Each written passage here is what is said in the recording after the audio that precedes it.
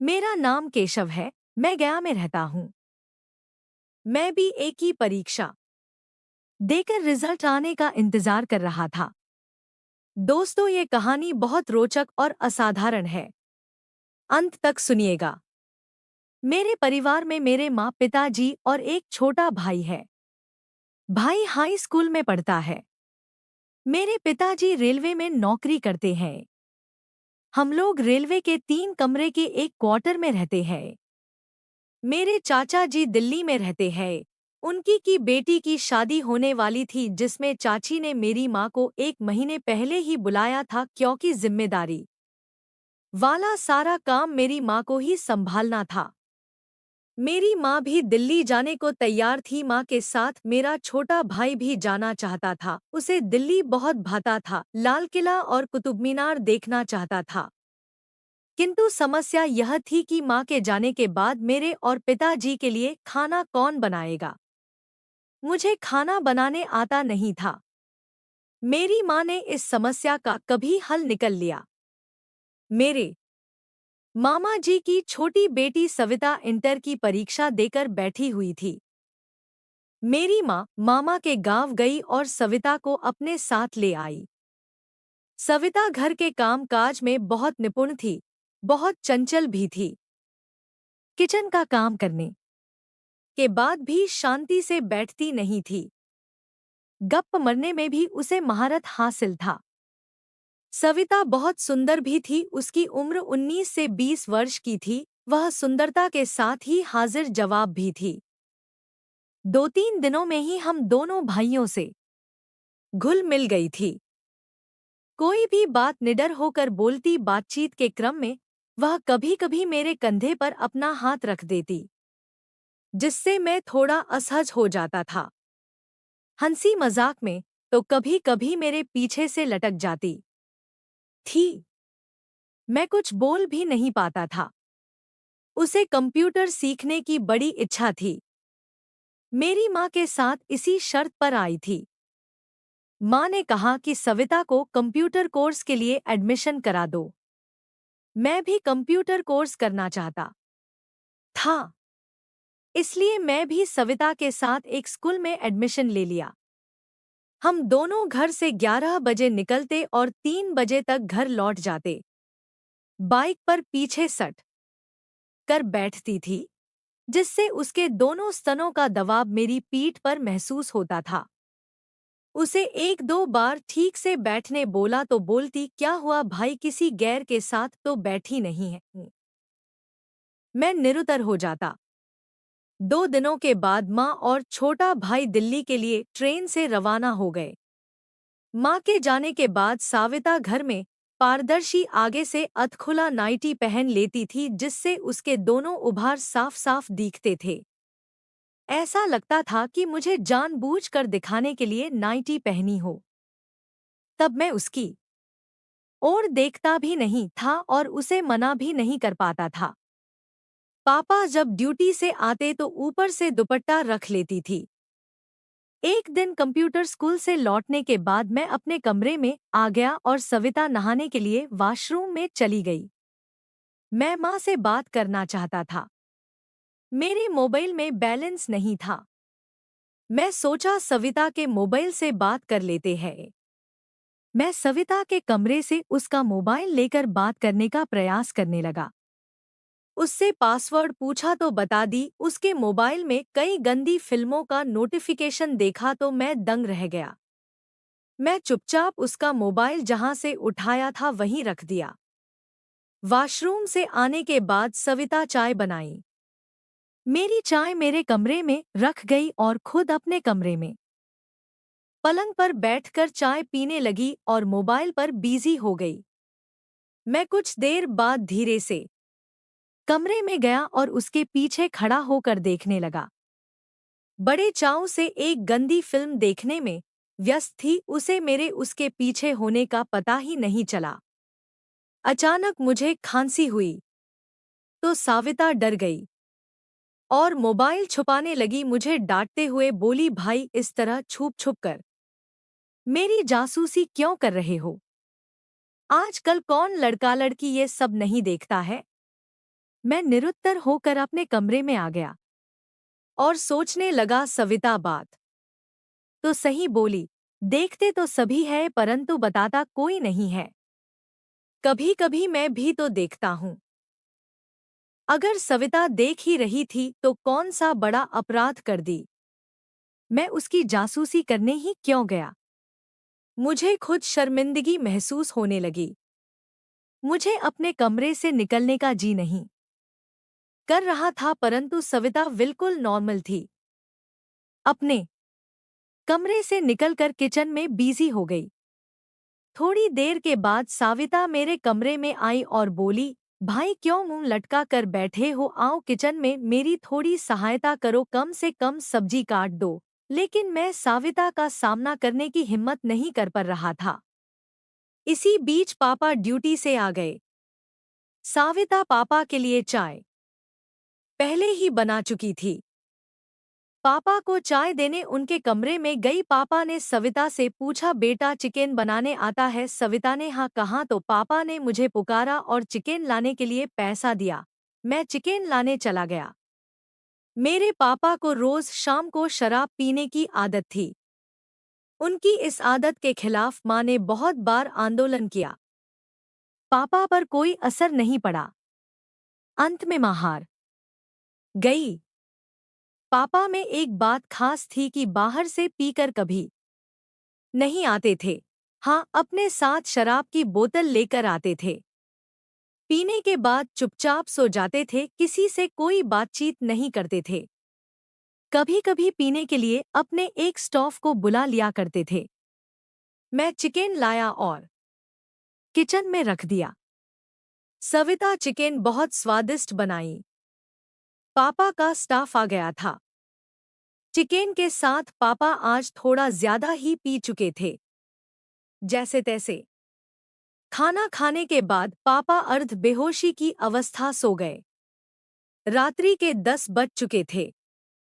मेरा खाना मेरे कमरे में साविता रख गई थी। मैं खाने के बाद बेड पर लेटा हुआ था, नींद नहीं आ रही थी। आज की घटना पर कई तरह के विचार मेरे दिमाग में घूम रहे थे। मुझे तो आश्चर्य हो रहा था कि सविता पूरी तरह से नॉर्मल थी। थोड़ी देर बाद सविता मेरे कमरे में आई। मैं बहुत डर गया। बोली, भाई उस कमरे में अकेले डर लग रहा है क्या, मैं भी यहीं सो जाऊं।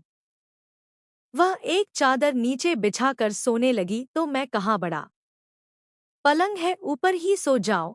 सविता पलंग के दूसरे किनारे पर गहरी नींद में सो गई। मुझे सब कुछ असहज लग रहा था। मैं बहुत देर तक जगा रहा। नींद कब आई पता ही नहीं चला। सुबह लगभग 5 बजे मेरी नींद टूटी तो मैं हड़बड़ा कर उठा।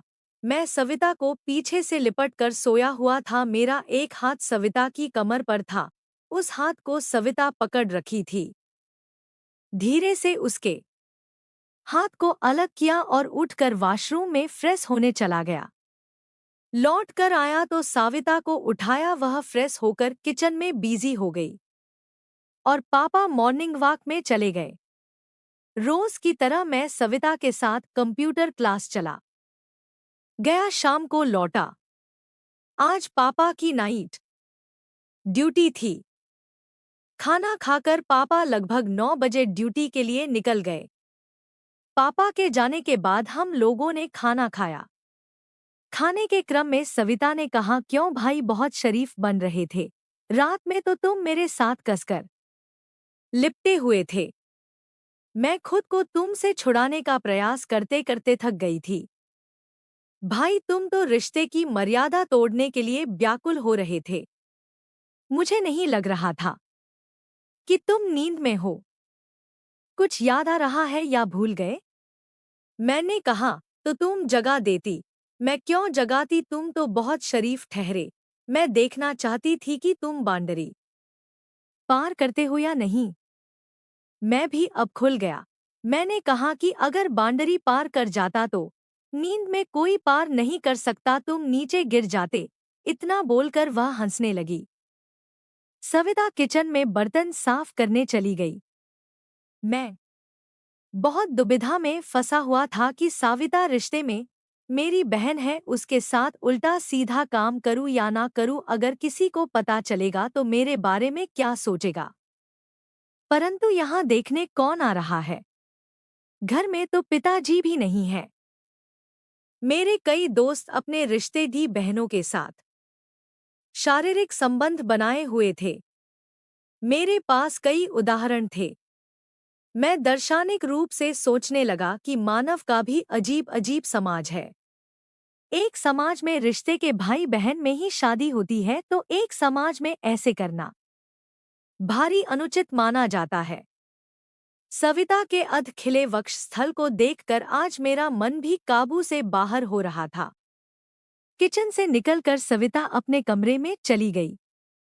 सविता आज बहुत खुश थी, जैसे उसे आज लंबे इंतजार के बाद बहुत बड़ा तोहफा मिलने वाला हो। थोड़ी देर में मेरे कमरे में आई और बेखौफ मेरी गोद में बैठ गई। वो जैसे ही मेरी गोद में बैठी, मेरे शरीर में सनसनी फैल गई। मेरी रगों में खून का रफ्तार बहुत तेज हो गया।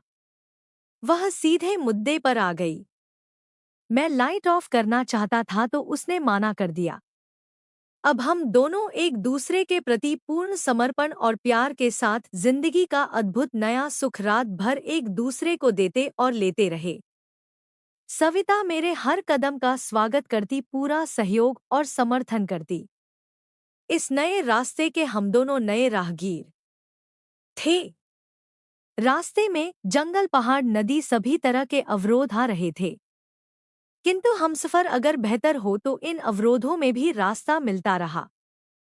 चलते चलते कई बार भयावह दर्द का सामना करना पड़ा। इस भयावह दर्द में अंतर्निहित था चरम आनंद का अज्ञात अकूत सुख। बड़ी कोशिश और परेशानी के बाद आखिरकार हम दोनों ने मंजिल को प्राप्त कर लिया। अब सुकून की नींद आने लगी। रात्रि के चौथे पहर मैं सो गया। सुबह 8 बजे सविता चाय लेकर मेरे कमरे में आई और मुझे जगाया। पापा भी ड्यूटी से लौट चुके थे। मैं चाय पीकर वॉशरूम में फ्रेश होने चला गया। सविता किचन में व्यस्त हो गई। पापा आकर सो गए थे।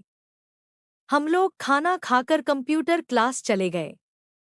जब लौटने लगा तो सविता रास्ते में बोली, भाई गुलाबी रंग का बैलून खरीद लो।